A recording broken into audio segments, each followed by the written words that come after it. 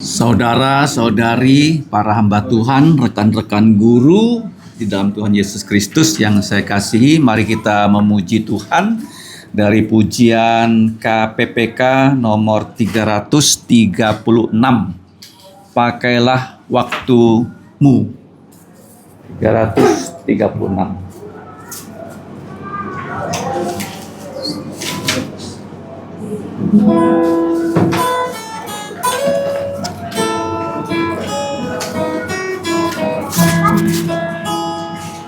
Pakailah waktumu, doa padanya. Carilah Tuhanmu, terima firman-Nya. Kasihi umat-Nya, tolong yang lemah. Jangan kau lupakan doa padanya. Pakailah waktumu dekat padanya untuk bersekutu bersama Tuhan. Pandanglah wajahnya, lebih mirip Dia. Nyatakan kasih-Mu dalam hidupmu. Pakailah waktumu, ikut Tuhanmu. Sepanjang hidupmu, jalan sertanya. Suka atau duka, tetap ikut Dia. Pandanglah Tuhanmu, sandar padanya. Mari kita berdoa. Tuhan Bapa kami yang di surga, Bapa dari Tuhan, bahkan Juru Selamat kami Yesus Kristus, pada pagi menjelang siang ini kami kembali datang ke tahta-Mu yang kudus, sekaligus tahta anugerah pengampunan dosa. Ya Bapa, layakkanlah kami dengan darah Tuhan Yesus, supaya kami dikuduskan, dapat datang ke hadirat-Mu yang kudus. Dalam persekutuan yang terakhir pada bulan ke-11 tahun Tuhan Yesus yang ke-2025. Supaya semua acara kami dapat memuliakan nama-Mu. Sertailah kami dengan Roh-Mu yang kudus. Demikianlah doa kami.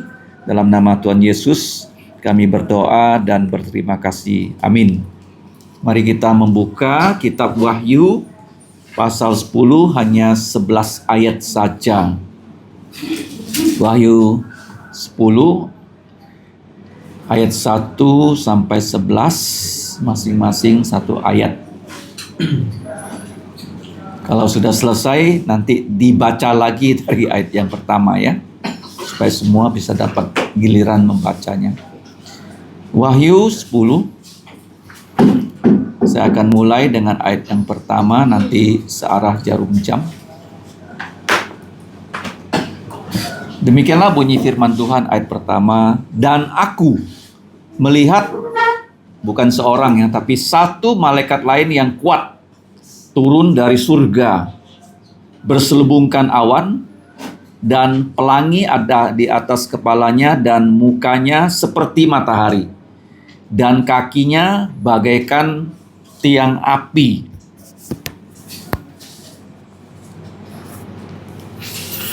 Dalam tangannya ia memegang sebuah gulungan kitab kecil yang terbuka. Ia menginjakkan kaki kanannya di atas laut dan kaki kirinya di atas bumi. Dan ia berseru dengan suara nyaring seperti singa yang mengaum, dan sesudah ia berseru, ketujuh guru itu memperdengarkan suaranya. Dan sesudah ketujuh guru itu selesai berbicara, aku mau menuliskannya. Tetapi aku mendengar suatu suara dari sorga berkata, materaikanlah apa yang dikatakan oleh ketujuh guru itu, dan janganlah engkau menuliskannya. Dan malaikat yang kulihat berdiri di atas laut dan di atas bumi, mengangkat tangan kanannya ke langit. Dan ia bersumpah demi Dia yang hidup sampai selama-lamanya, yang telah menciptakan langit dan segala isinya, dan bumi dan segala isinya, dan laut dan segala isinya, katanya, tidak akan ada penundaan lagi. Tetapi pada waktu bunyi sangkakala dari malaikat yang ketujuh, yaitu apabila ia meniup sangkakalanya, maka akan genaplah keputusan rahasia Allah, seperti yang telah ia beritakan kepada hamba-hambanya, yaitu para nabi. Dan suara yang telah kudengar dari langit itu berkata pula kepadaku, katanya, "Pergilah, ambillah gulungan kitab yang terbuka di tangan malaikat yang berdiri di atas laut dan di atas bumi itu." Lalu aku pergi kepada malaikat itu dan meminta kepadanya, supaya ia memberikan gulungan kitab itu kepadaku. Katanya kepadaku, ambillah dan makanlah dia. Ia akan membuat perutmu terasa pahit, tetapi di dalam mulutmu ia akan terasa manis seperti madu. Lalu aku mengambil kitab itu dari tangan malaikat itu dan memakannya. Di dalam mulutku ia terasa manis seperti madu, tapi sesudah aku memakannya perutku menjadi pahit rasanya.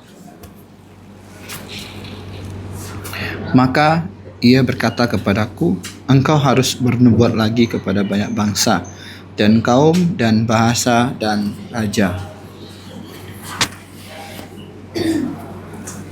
Dan aku melihat seorang malaikat lain yang kuat turun dari sorga, berselubungkan awan dan pelangi ada di atas kepalanya, dan mukanya sama seperti matahari, dan kakinya bagaikan tiang api. Dalam tangannya ia memegang sebuah gulungan kitab kecil yang terbuka. Ia menginjakkan kaki kanannya di atas laut dan kaki kirinya di atas bumi. Dan ia berseru dengan suara nyaring sama seperti singa yang mengaum, dan sesudah ia berseru, ketujuh guru itu memperdengarkan suaranya. Dan sesudah ketujuh guru itu selesai berbicara, aku mau menuliskannya. Tetapi aku mendengar suatu suara dari sorga berkata, meteraikanlah apa yang dikatakan oleh ketujuh guru itu dan janganlah engkau menuliskannya. Dan malaikat yang kulihat berdiri di atas laut dan di atas bumi, mengangkat tangan kanannya ke langit. Dan ia bersumpah demi Dia yang hidup sampai selama-lamanya, yang telah menciptakan langit dan segala isinya, dan bumi dan segala isinya, dan laut dan segala isinya. Katanya, tidak akan ada penundaan lagi. Tetapi pada waktu bunyi sangkakala dari malaikat yang ketujuh, yaitu apabila ia meniup sangkakalanya, maka akan genaplah keputusan rahasia Allah, seperti yang telah ia beritakan kepada hamba-hambanya, yaitu para nabi.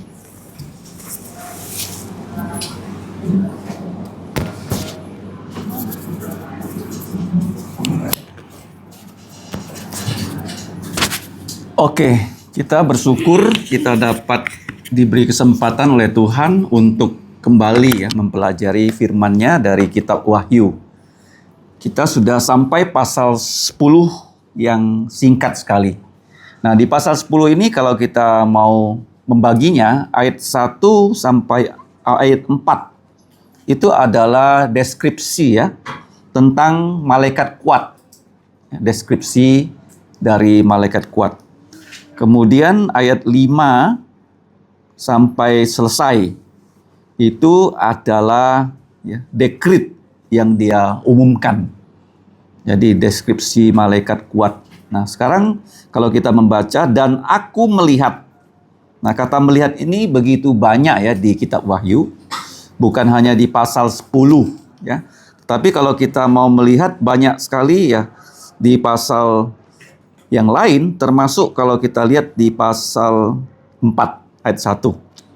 4:1. Kemudian setelah itu aku melihat. Jadi tolong dicatat kata melihat itu penting. Kalau kita melihat, kita menjadi saksi. Menjadi apa? Saksi Kalau kita mendengar, juga kita bisa menjadi saksi. Jadi di pasal 10 ini kata aku melihat Aku melihat tuh diulang-ulang ya. Sampai bahkan di pasal yang terakhir dari kitab Wahyu bagian belakang ya. Ayat yang ke-1 pasal yang ke-19 ya. Kemudian setelah itu aku mendengar. Jadi kata melihat mendengar ini diulang-ulang ya di kitab Wahyu. Sudah saya katakan perintah yang penting di Alkitab adalah lihatlah dan dengarlah. Ya, kita menggunakan mata untuk melihat apa yang Tuhan ingin kita lihat, kita mendengarkan firman Tuhan. Lalu aku melihat satu malaikat lainnya. Jadi di sini kata lain bahasa Yunaninya adalah alos. Jadi di sini ada perdebatan apakah malaikat ini deskripsinya banyak orang menyangka dia adalah Tuhan Yesus. Ya, padahal kalau disebut malaikat lain berarti dia sama statusnya dengan malaikat-malaikat lain yang sudah Tuhan utus. Jadi dia bukan Tuhan Yesus. Walaupun deskripsinya begitu kuat.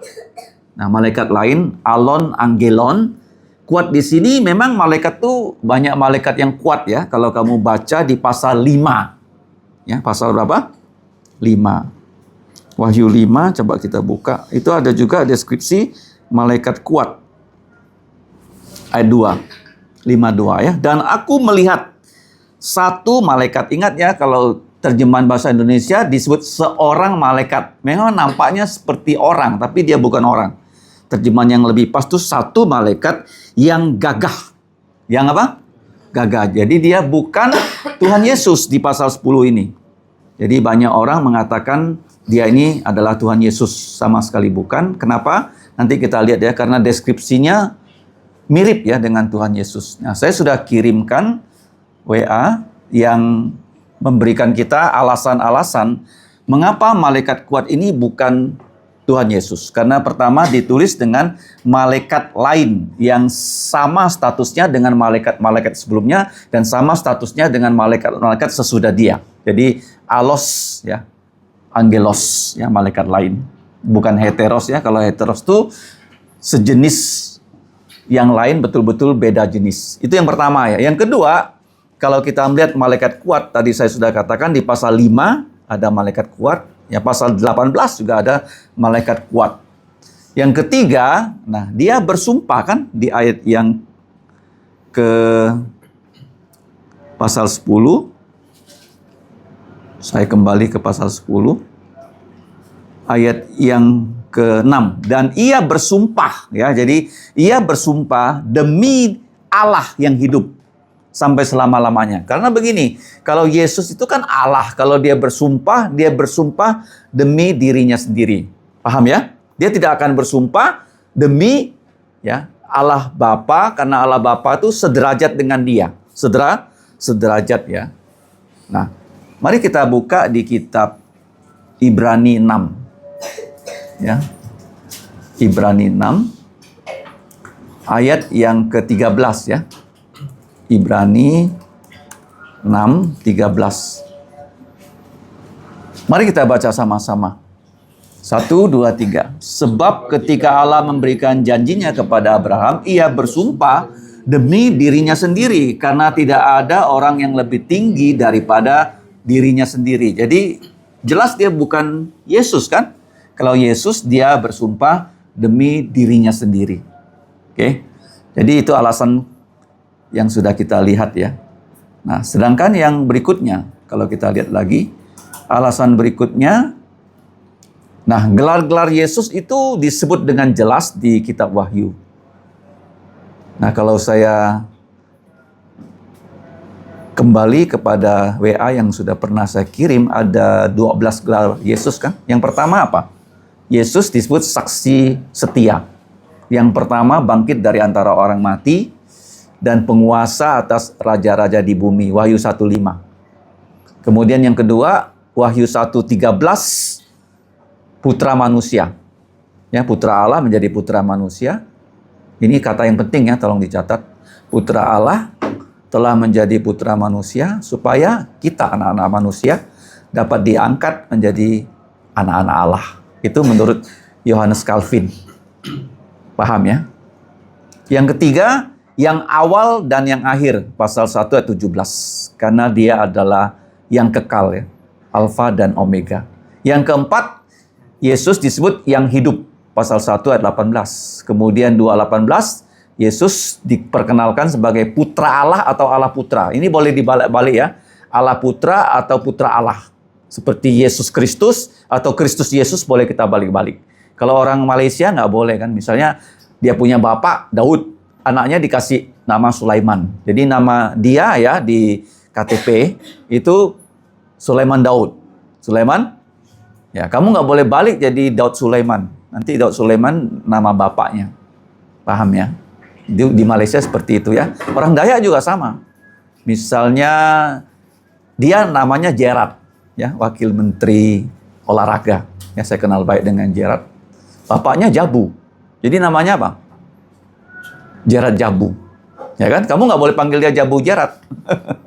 Ya, nggak boleh. Jadi kalau Yesus ya Putra Allah, boleh dibalik ya, Allah Putra. Atau Kristus Yesus, jadi Kristus Yesus, Yesus Kristus sama saja. Yang keenam, yang kudus dan yang benar, pasal 37. Yang ketujuh, saksi yang setia dan benar, permulaan dari ciptaan Allah, atau Amin 3:14. Jadi permulaan ciptaan itu bukan berarti Yesus itu adalah diciptakan, tetapi dia yang pertama sebagai manusia sejati yang bangkit dari kematian. Disebut dia apa? Yang sulung. Yang apa? Yang sulung ya. Karena Yesus punya tubuh mulia, nanti semua kita manusia yang percaya akan punya tubuh mulia. Makanya disebut permulaan dari ciptaan Allah. Yang kedelapan, singa dari suku Yehuda, bahkan disebut tunas Daud, pasal 5:5. Yang kesembilan, anak domba Allah. Ya, anak domba Allah 61, 6:16, 7:17, 8:1. Yang ke-10, setia dan benar 19:11. Kemudian gelar Yesus, firman Allah 19:13. Yang terakhir, raja segala raja, Tuhan dari segala Tuhan 19:16. Jadi jelas ya, kalau Yesus pasti disebut ya gelar-gelarnya atau siapa dia. Yang tadi sudah kita sebut ada 12 item. Ya, jadi jelas ini bukan apa? Bukan Tuhan Yesus. Nah, kalau kita kembali ke uraian yang terakhir, yang kelima. Kenapa alasannya ini bukan Yesus? Yang tadi keempat ya.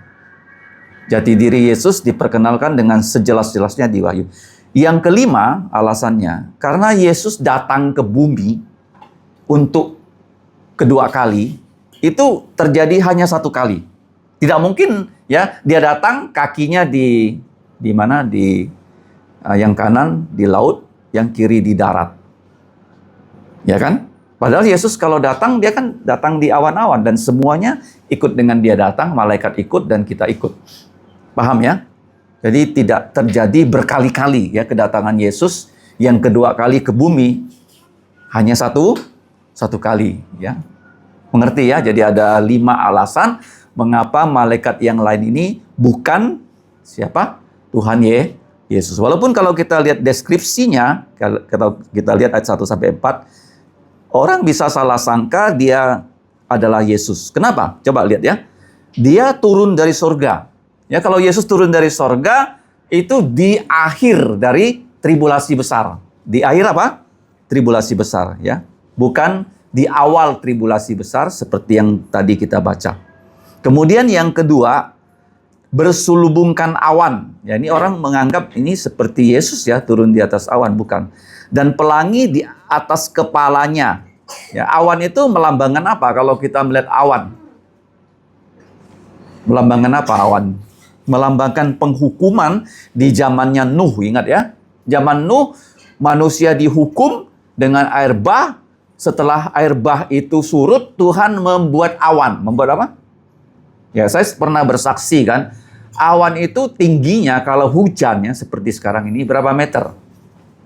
Ya. Ada beberapa kita pernah naik pesawat ya. Kawan saya yang sering naik pesawat, dia pun saya tanya awan tinggi berapa, dia tidak pernah memperhatikan. Memang waktu kita naik pesawat dari Pontianak Jakarta itu tidak ada monitor, tidak ada apa? Tapi kalau kita terbangnya, misalnya jarak jauh, ya dari sini ke Taiwan atau Jepang ya.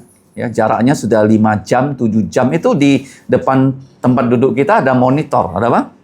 Sehingga kita tahu ketinggian kita berapa dan kita kalau mau mengamati waktu pesawat itu turun, jadi waktu pesawat itu turun saya mengamati di di Jakarta waktu itu ya. Ketinggian awan itu sekitar ya kalau hujan itu 600 meter berapa? Ya 600 meter di atas kita ada 600 ya. Tetapi kalau tidak hujan kurang lebih 2 kilometer berapa? Jadi kalau pesawat itu terbang di atas 3 kilometer itu awan itu sudah di bawah kita. Awan. Jadi Yesus waktu dia naik ke sorga cuacanya hujan atau cerah? Ayo. Hujan atau cerah? Waktu dia naik ke surga di Bukit Zaitun, tentu cerah kan? Kalau cerah berarti awannya tuh 2000 meter. Jadi Yesus waktu naik ke atas ya 2000 meter tuh masih kelihatan oleh mata kita dan setelah itu dia tidak nampak lagi. Ya, waktu malaikat datang mengatakan Yesus yang naik dengan cara yang sama akan kembali dengan cara yang sama. Paham ya? Jadi orang mengatakan ini ada awan itu seperti Yesus, tapi dia bukan Yesus. Yang ketiga, kamu lihat ya. Yang pertama turun dari sorga, yang kedua ya di mukanya ada pelangi, tadi dikatakan ada awan, yang berikutnya mukanya seperti matahari. Ya pernah Yesus berubah wajah kan di Bukit Transfigurasi Matius 17. Ini yang membuat orang salah paham. Kemudian kakinya bagaikan tiang api. Nah, awan tadi saya mengatakan melambangkan yaitu penghakiman Tuhan kelak tidak lagi lewat air tapi lewat api. Ingat ya, kalau kita lihat awan ya di tempat lain yang cerah tuh ada awan, ada pelangi karena hujan. Jadi melambangkan penghakiman. Kemudian pelangi itu melambangkan apa? Pelangi melambangkan Allah berjanji barang siapa yang percaya Yesus akan diampuni dosanya. Ya, dia tidak akan lagi menghukum bumi dengan air bah, tapi dengan api. Nah, mukanya seperti matahari dan kakinya bagaikan tiang api. Jadi deskripsi dari malaikat kuat ini menyerupai Tuhan Yesus, tapi dia bukan Tuhan Yesus. Jadi malaikat tuh ada statusnya, ada yang kuat, ada yang ya tidak sekuat yang kuat. Ya, seperti Gabriel lebih kuat daripada malaikat-malaikat biasa. Mikael lebih kuat daripada malaikat-malaikat biasa, dan malaikat yang kuat pernah dideskripsikan sangat-sangat kuat itu di dalam kitab Yehezkiel. Ya, tolong dicatat Yehezkiel 28. Nah, kitab Yehezkiel 28 itu mencatat tentang malaikat kerub yang bergelar Lucifer yang jatuh ke dalam kesombongan sehingga dia dibuang ya dari sorga ke angkasa.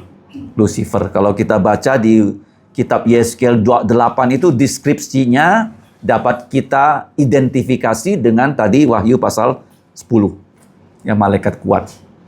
Nah, sudah pernah saya katakan Lucifer ini kerub ya, karena dia itu kuat dan gagah dan hebat, maka dia menganggap ya malaikat-malaikat yang lain itu dapat menyembah dia. Dia tidak mau lagi menyembah Tuhan. Jadi semua anak buahnya yang sepertiga disuruh menyembah dia. Dan mereka semua nurut menjadi roh jahat.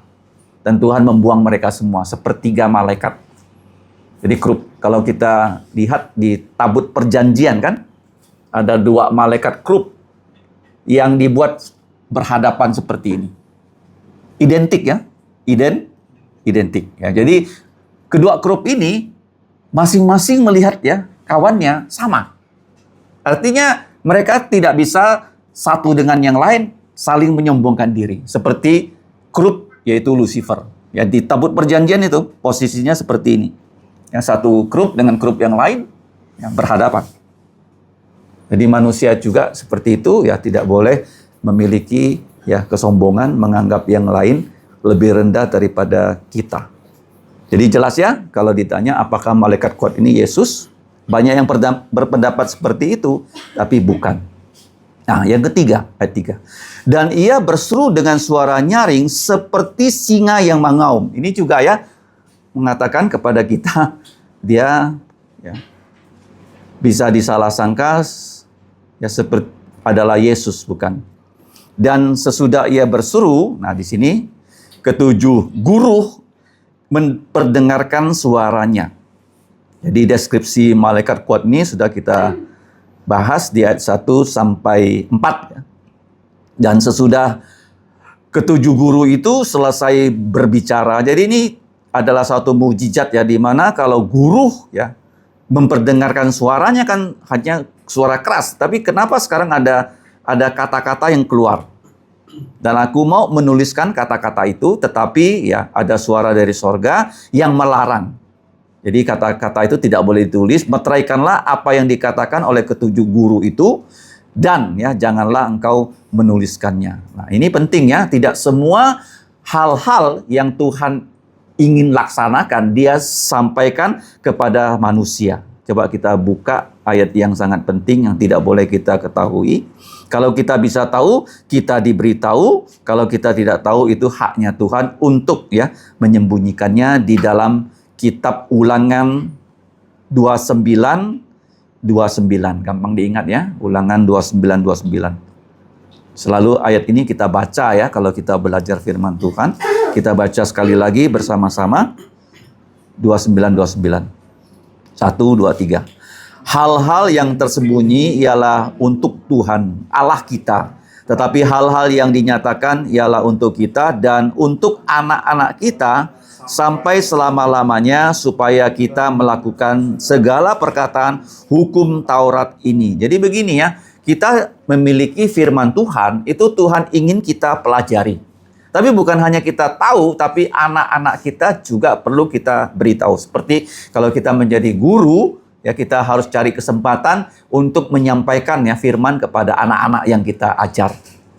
Ya, karena apa? Karena ajaran firman Tuhan itu bersifat kekal, dan yang bisa membuat mereka menjadi anak yang baik itu firman Tuhan. Ya. Matematika membuat mereka pintar, dan pelajaran lain membuat mereka pintar. Tetapi firman Tuhan membuat mereka menjadi anak yang berkarakter seperti Kristus. Nah sekarang bagaimana kita belajar firman Tuhan? Kalau belajar itu 4R kan? Read, record, review, and relate. Kalau belajar firman Tuhan juga 4R. Yang pertama sama, read, harus dibaca ya. Tidak boleh tidak dibaca. Yang kedua, kita punya firman Tuhan tidak cukup hanya di HP. Kita harus punya Alkitab yang fisik. Yang apa?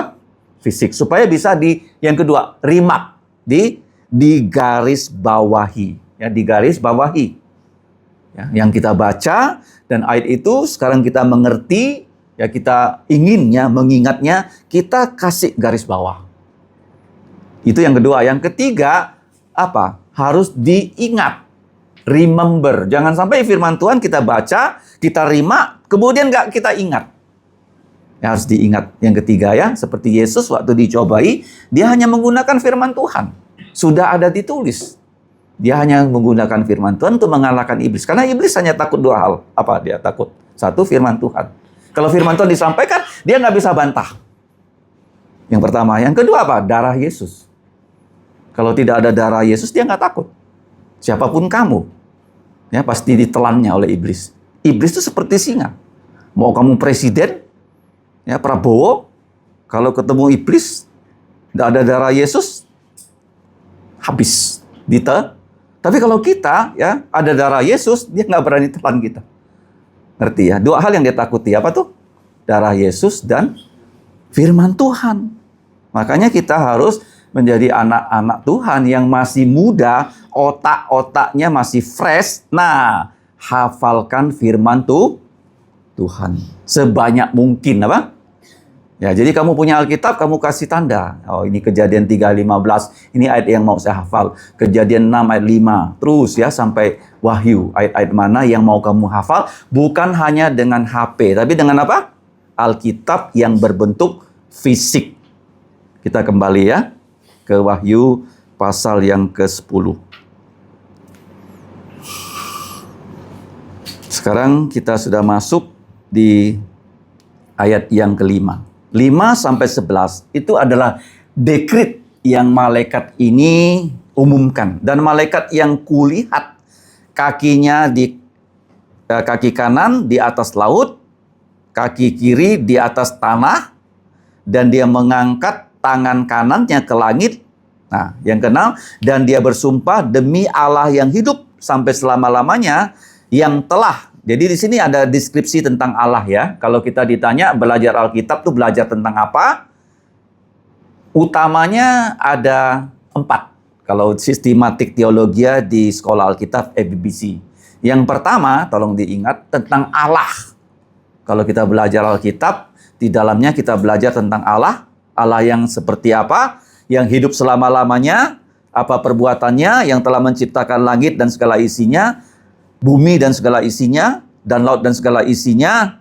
Nah, kemudian yang kedua, kalau kita belajar Alkitab, yang kedua tentang manusia. Manusia. Ingat ya. Yang ketiga tentang Kristus, ya, juru selamat kita. Jadi manusia sudah jatuh dalam dosa, hanya Kristus Yesus yang bisa menyelamatkan kita. Kemudian yang terakhir tentang ini akhir zaman, tidak akan ada penundaan lagi. Itu adalah akhir zaman. Akhir zaman itu Allah akan menghakimi dan menghukum orang-orang yang tidak percaya dan memberikan hadiah kepada kita-kita yang percaya dan sudah melayaninya. Paham ya? Ada 4 bagian kan? Satu apa? Allah, manusia, Kristus, terakhir akhir zaman. Tidak akan ada penundaan lagi. Nah, sekarang kalau kita ditanya, kenapa sampai sekarang Tuhan Yesus belum datang? Karena dia ingin setiap orang percaya pada dia. Dan sudah 2000 tahun kan? Kenapa dia belum datang? Dia bilang dia segera datang. Jadi pada zaman dulu, di zamannya Rasul Paulus pun loh, kalau kita baca ya Alkitab yang ditulis lewat Rasul Paulus, mereka tuh menantikan kedatangan Yesus pada zaman mereka. Jadi setiap orang percaya di zamannya selalu menantikan kedatangan Yesus. Seperti Rasul Paulus. Dia punya pengharapan kalau Yesus datang di zaman dia tidak akan mengalami kebinasan. Dia punya pengharapan bersama gereja-gereja di zaman itu. Seperti itu. Apalagi kita ya, sekarang sudah semakin dekat. Ya, tanda-tandanya semua sudah di ambang pintu. Perkembangan terakhir itu namanya AI kan? AI. AI itu sangat luar biasa. Kenapa? Karena komputer itu dibuat bisa bekerja seperti otaknya manusia. Jadi kita tinggal bilang sama dia, saya mau buat program ini. Dia buat ya dalam beberapa detik jadi. Kalau zaman dulu ya, orang mau buat program itu termasuk proyek menulis skripsi. Menulis apa? Skripsi lu. 6 bulan baru jadi itu satu program. Kalau sekarang enggak, kamu bilang sama dia, saya mau program ini. Dia codingnya keluar semua lu dalam 9 detik. Kamu bayangkan. Termasuk sekarang apa? Yang membuat AI sekarang semakin apa? Di luar apa? Prediksi kita. Bisa buat lagu, bisa apa? Ada nggak lihat lagu yang dibuat AI? Lagu apa? Dia cipta lagu, dia nyanyi lagu sendiri loh. Hah? Ada nggak? Dalam bahasa Inggris apa, Elizabeth? Ada satu yang terkenal sekali ya. Dia ceritanya anaknya meninggalkan dia, istri meninggalkan dia nyanyi. Ya, ada satu lagu. Itu AI semua tuh. Nah, jadi kita lihat ya sekarang ya termasuk kita ya kalau mau berbuat sesuatu tinggal masukkan. Termasuk orang berkhotbah loh. Kamu bilang sama dia, AI, masukkan ke Gemini ya. Saya mau berkhotbah dari perikop ini. Langsung dia keluarkan loh naskah khotbahnya. Poin A, poin B, poin C. Ya, jadi sekarang ya zamannya sudah hampir ya. Antikristus saya percaya dia pasti menggunakan AI untuk menipu apa? Menipu dunia ini. Nah, kita lihat ya. Tetapi pada waktu bunyi sangkakala ya dari malaikat yang ketujuh. Jadi begini ya. Pasal 10, pasal 11 ini adalah tentang kesaksian ya dari malaikat dan Yohanes. Pasal 11 itu ada 2 orang saksi yang bersaksi. Nah, sebelum malaikat yang ketujuh meniup sangkakalanya. Karena kita sudah belajar malaikat yang pertama sampai malaikat ke-6 sudah meniup trompetnya. Ya, jadi kita sudah belajar 6 matrai itu laksanakan penghakiman penghukuman. Tapi materai ke-7 itu kalau dibuka itu sebagai introduksi dari 7 trompet. Ngerti ya? Jadi ada 7 materai. 6 materai ini berupa penghukuman kan? Dari 1 sampai 6. Yang ke-7 ini memperkenalkan 7 trompet. Jadi trompet ke-7 juga ditiup memperkenalkan 7 cawan murka. 7 apa? Jadi dikatakan kalau materai trompet ke-7 ditiup, maka seluruh murka Allah akan selesai dilaksanakan. Paham ya?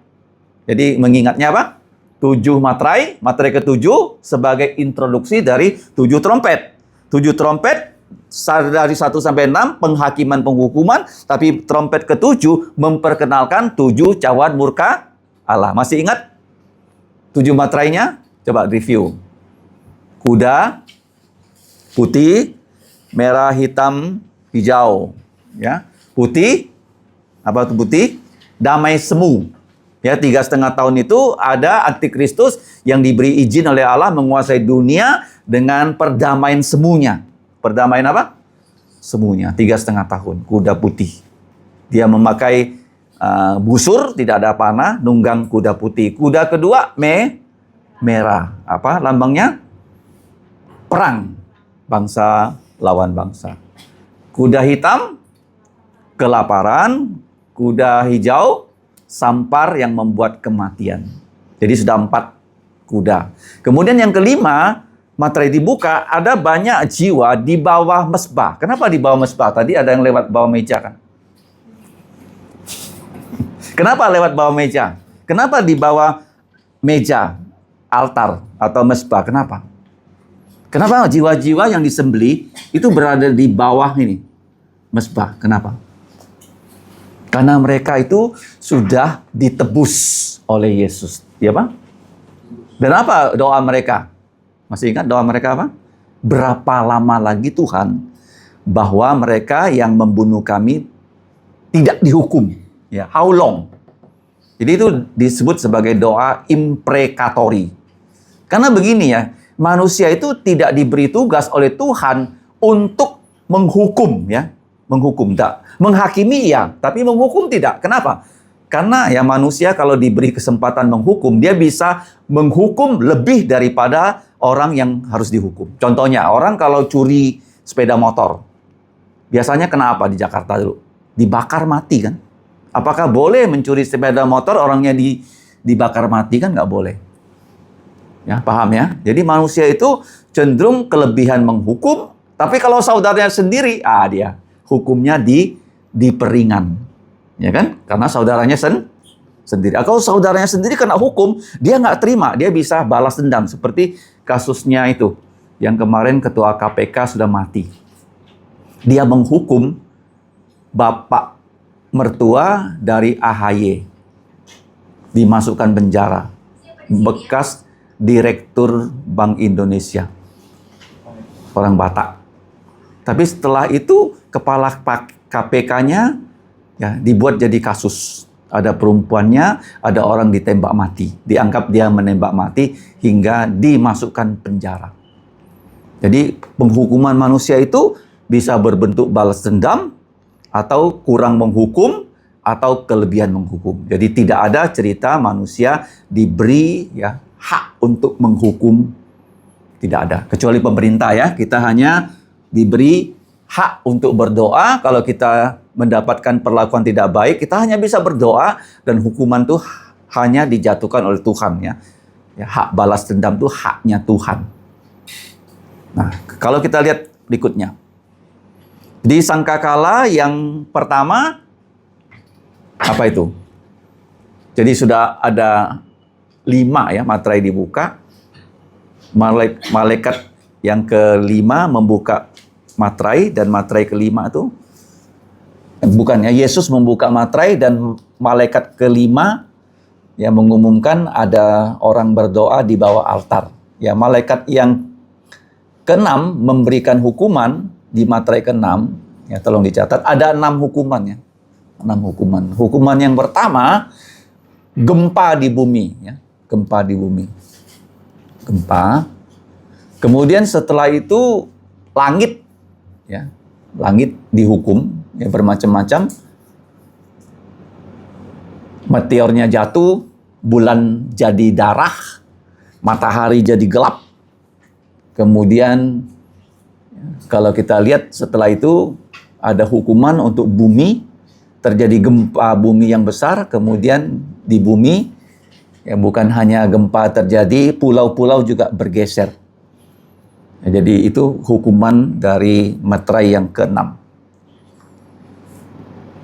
Nah, sedangkan kalau kita simak ya, setelah itu ada 7 malaikat yang ke-7 ya, berkaitan dengan materai ke-7. Nah, materai ke-7 tadi saya katakan sebagai intro dari trompet ya, 7 trompet. 7 trompet juga sudah kita pelajari, masih ingat trompet pertama apa? Sebagai review. Daratan, sepertiga pohon terbakar, semua rumput terbakar, itu yang pertama kan? Yang kedua, lautan sepertiga jadi darah. Ya kan? Yang keempat, langit sepertiga gelap. Yang keempat, ya, ada air dari daratan. Ulangi ya, coba sebut, jangan lupa ya. 1, daratan, lautan, air, langit, air tawar. Sudah 4 kan? Nah, setelah itu 4, 5, 6 apa? 5, kalajengking yang menyakiti manusia, tapi tidak bisa mati. Yang ke-6, ada 200 juta pasukan yang membunuh sepertiga penduduk. Ya kan? Jadi kalau sekarang 8 miliar kali sepertiga berarti 2,6 miliar manusia akan mati. Dan ada 200 juta kan pasukan. Dan kalau 200 juta berarti satu pasukan bisa membunuh berapa orang? Ya, 10 lebih. Ya. Itu sudah ya, 7 trompet. Ya, sudah selesai kita pelajari. Nah, sekarang 6 trompet ya. Menjelang trompet ke-7, maka ada pasal 10 ini.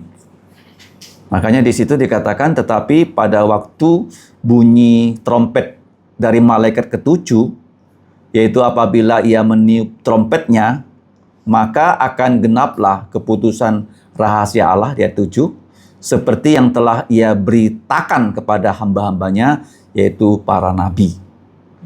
Nah, sekarang kita lihat ya. Ayat 8 ya. Dan suara yang telah kudengar dari langit itu berkata pula kepadaku, katanya. Jadi ini ada perintah kepada Rasul Yohanes, putra Zebedeus, pergilah. Jadi perintah di Alkitab itu biasanya ada 2 ya. Ada berapa? 2. Oke. 2 kali minimal ya. Pergilah dan ambillah. Jadi bukan hanya pergi kepada malaikat yang kuat itu, tapi ambillah. Nah, gulungan kitab, coba kamu baca di situ, gulungan kitab yang terbuka di tangan kanan malaikat. Jadi begini ya, sebelumnya ada gulungan kitab yang bermaterai 7, itu disebut biblion. Jadi kitab yang besar ya. Kalau ini kitabnya kecil. Kitab apa? Nah, seperti ini kan ukurannya besar, ya kan? Kalau ini lebih kecil. Kalau ini lebih kecil lagi, seperti notebook. Seperti apa? Notebook. Ya, kecil sekali. Tapi kitab ini terbuka apa? Terbuka. Jadi ini melambangkan firman Tuhan itu harus selalu terbuka ya di mata kita. Seringkali kenapa kita tidak bisa jadi orang Kristen yang baik? Firman Tuhan itu sering tertutup. Ya, tidak kita buka, tidak kita baca. Jadi perintahnya jelas, pergilah ambillah gulungan kitab kecil yang terbuka itu, ya tolong ditambahkan itu kitab kecil ya, bukan kitab biasa, kitab kecil yang terbuka di tangan malaikat yang berdiri kaki kanan di atas laut, kaki kiri di atas bumi. Nah, kemudian Yohanes harus melaksanakan perintah itu. Seperti kita diperintahkan mengambil firman, membaca firman, itu harus kita jalankan. Lalu aku pergi kepada malaikat itu. Nah, sekarang setelah sampai di situ, malaikat ini walaupun tahu, Yohanes harus buka mulut meminta. Ya, meminta kepada malaikat itu supaya ia memberikan ya kitab kecil yang terbuka itu ya kepadaku. Nah, kemudian setelah itu malaikat itu membalas apa? Katanya kepadaku, ambillah dan makanlah kitab kecil itu. Nah, kemudian ya di sini deskripsinya adalah pahit manis. Beda nanti ya kalau dia makan manis pahit. Ya jadi pahit manis, manis pahit.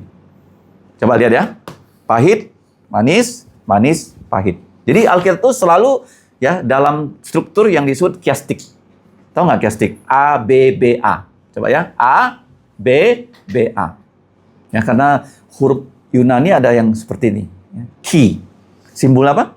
Ki ya. Kalau belajar matematik ya. Ini bacanya ki. Bacanya apa? Ki ya. X itu bacanya ki. Jadi A, B, B, A. A apa? Pahit, manis. Yohanes, masukkan mulut, manis, perut, pahit. Ingat ya? Struktur Alkitab kadang-kadang ditulis seperti itu. Itu adalah syair bahasa Ibrani, ya Pak? Syair? Ya, syair bahasa Ibrani kadang-kadang ditulis dengan ABBA. Nah, syair bahasa Ibrani bisa ditulis dengan yang namanya ya paralel. Ya, paralel. Satu kalimat, kadang-kadang satu kalimat dengan sandingan satu kalimat yang lain itu dikawankan atau dilawankan. Ya, coba saya tunjukkan ya. Yang tadi kiastik ya, ABBA. Mazmur pasal 1. Mazmur pasal 1 terkenal ya, itu adalah bentuk ya dari syair yang berbentuk paralel ya, kalimat dengan kalimat lainnya itu dipasangkan atau dilawankan. Coba baca ayat 1 oleh yang perempuan.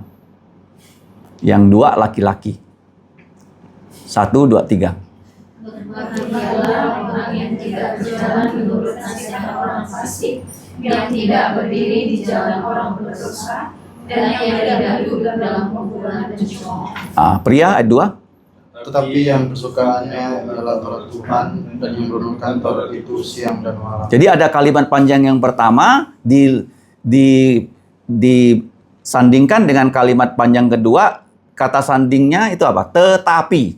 Apa? Nah, tetapi. Kalau tetapi di sini berarti sandingannya apa? Bertolak belakang. Ya, yang pertama itu tidak, yang kedua itu hobi. Ya, jadi banyak sekali ya, khususnya ya, di kitab Amsal juga sama. Coba kita lihat ya, contoh dari kitab Amsal. Amsal pasal 1 ayat 7 itu yang terkenal sekali. Ya, paralelisme namanya apa? Paralelisme ya. Dua kalimat disandingkan bisa ya saling menguatkan atau saling berlawanan. Mari kita baca sama-sama. 3, 2, 1.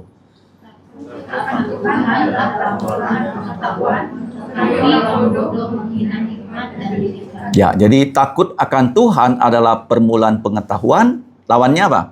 Orang bodoh, menghina, hikmat, bahkan didikan. Kata sambungnya tetapi. Jadi dikontraskan. Jadi dua kalimat, ya kalimat A, kalimat B saling berlawanan. Itu puisi bahasa Ibrani. Kalau puisi bahasa Indonesia kan berakit-rakit dahulu, bersakit-sakit dahulu, ya, ya. Tapi kalau bahasa Ibrani bukan berdasarkan kesamaan bunyi di akhir kalimat. Tapi secara kalimat paralel, ya, satu kalimat dua bisa saling mendukung atau saling bertentangan. Atau yang tadi apa? Kiastik A, B, B, A. Nah, ada juga yang berupa seluruh abjad ya, dari A, B, C, D, E, F, G sampai Z. Huruf bahasa Ibrani ya, dibuat jadi Mazmur 119 ya. Alef, Bet, Gimel sampai Tau. Masing-masing 8 ayat.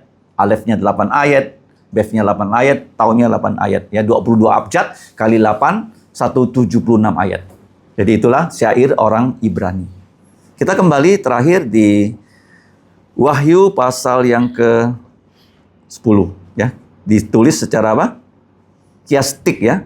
Ambillah, makanlah dia, ia akan membuat perutmu pahit, tetapi di mulutmu akan terasa manis seperti madu. Lalu aku mengambil kitab kecil yang terbuka dari tangan kanan malaikat itu dan memakannya. Nah, kemudian ya sekarang pahit manis, sekarang manis di mulut seperti madu, tetapi sesudah aku memakannya, perutku menjadi pahit rasanya.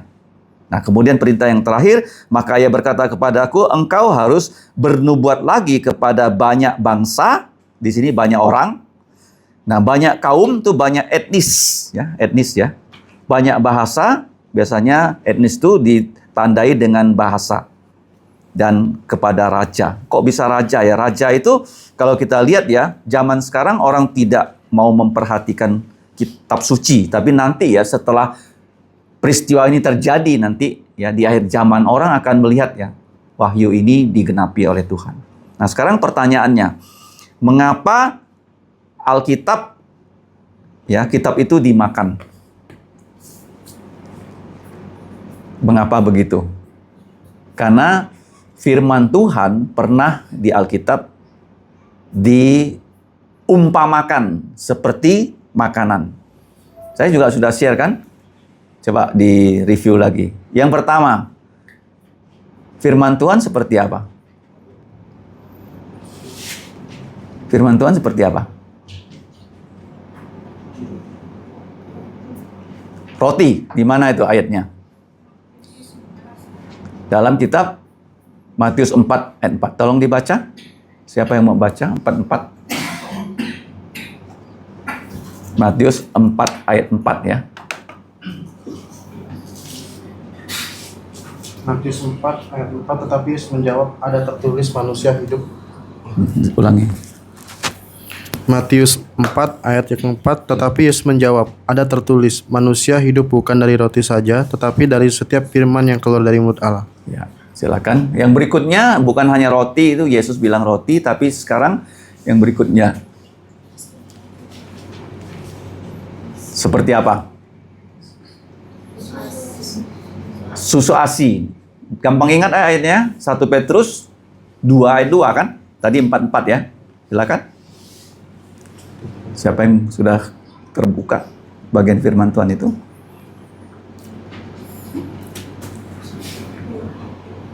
Saudara Heri?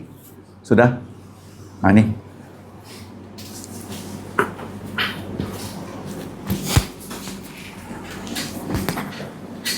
Dan jadilah sama seperti bayi yang baru lahir, yang selalu ingin akan air susu yang murni dan yang rohani, supaya olehnya kamu bertumbuh dan beroleh keselamatan. Oke.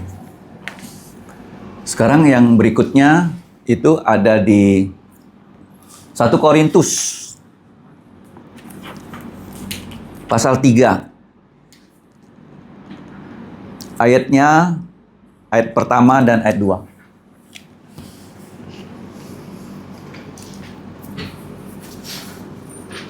Satu Korintus pasal 3 ayat 1 dan 2. Dan aku, saudara-saudara, pada waktu itu tidak akan berbicara dengan kamu seperti dengan manusia rohani, tetapi hanya dengan manusia duniawi, yang belum dewasa dalam Kristus. Susulah yang kuberikan kepadamu, bukanlah makanan keras, sebab kamu belum dapat menerimanya, dan sekarang pun kamu belum dapat menerimanya. Oke, yang berikutnya seperti apa? Roti, asi, daging, madu. Madu di mana? Mazmur 119, 103. Ya, 103.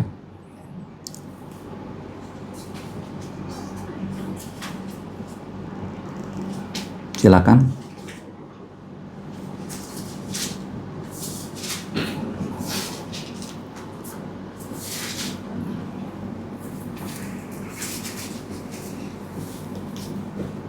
Mazmur 119, 103. Betapa manisnya janjimu itu bagi langit-langitku, lebih daripada madu bagi mulutku. Oke. Jadi sekarang di perjanjian lama pun ada nabi yang memakan firman Tuhan seperti makanan. Yeremia 15:16. Silakan, siapa yang mau membaca? Yeremia 15:16. 15:16.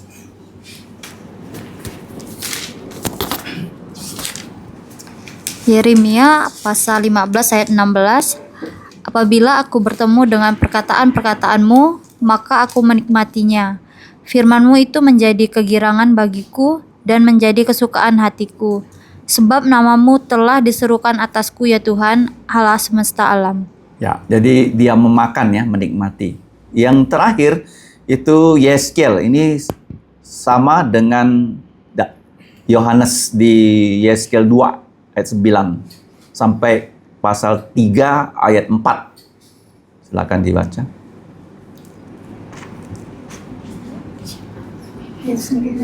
Yeskel 2 ayat 9 sampai pasal 3 ayat 4.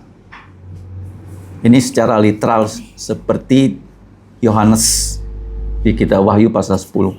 Yeskel 2.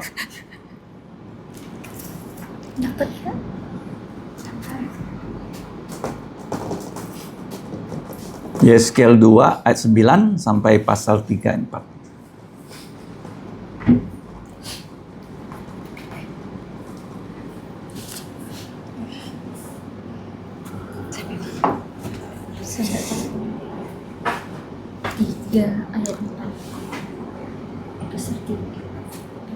Yesaya pasal 2 ayat 9 sampai seterusnya. Aku melihat sesungguhnya ada tangan yang terulur kepadaku dan sungguh dipegangnya sebuah gulungan kitab. Lalu dibentangkannya di hadapanku. Gulungan kitab itu ditulisi timbal balik dan di sana tertulis nyanyian-nyanyian ratapan, keluh kesah dan rintihan. Ayat pasal 3 ayat 1 sampai 4. Demikian firman Tuhan. Firman-Nya kepadaku, hai anak manusia, makanlah apa yang engkau lihat di sini, makanlah gulungan kitab ini dan pergilah. Berbicaralah kepada kaum Israel, maka kubukakanlah mulutku dan diberikannya gulungan kitab itu kumakan. Oke. Lalu firman. Tidak apa-apa sampai situ, Cak. Ya, jadi memakan kitab itu Tuhan pernah perintahkan ya kepada Yeskel ya secara literal di Perjanjian Lama. Yeskel pasal 3. Nah, sekarang pertanyaannya, mengapa di mulut terasa manis tapi di perut terasa pahit? Ya, penjelasannya adalah firman Tuhan itu banyak bagian yang memberikan kita kebahagiaan, yang membuat kita hidupnya menjadi manis. Karena kitab Wahyu ada berapa kali dikatakan berbahagialah? Ada 7 kali kan? Ya, jadi orang Israel pun seperti itu, ya, mereka masuk ke tanah perjanjian, ada 2 gunung yang sudah Tuhan ciptakan, satu gunung Gerizim mengucapkan berkat, dan satu gunung Ebal mengucapkan kutuk. Jadi kalau kita menjalankan firman Tuhan, kita akan diberkati, kalau kita melawan firman Tuhan, kita akan dikutuk. Jadi kalau kutuk itu sama dengan yang pahit. Yang pahit itu bisa itu kutuk, tapi yang pahit itu juga bisa berupa teguran. Berupa apa? Teguran. Kalau kita ditegur, tentu saja kita biasanya tidak bisa langsung menerimanya. Biasanya seperti itu. Tapi kita harus menerimanya.